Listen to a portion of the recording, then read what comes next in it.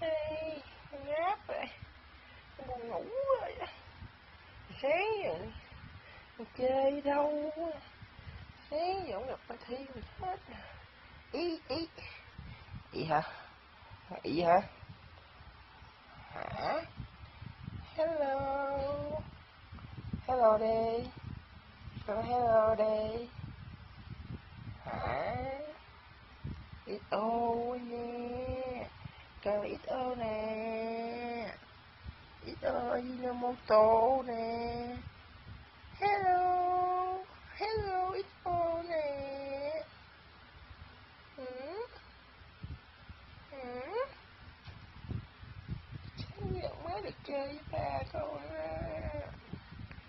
Yeah. Xin chào đây. Hả? Ít ơi. Ít ơi.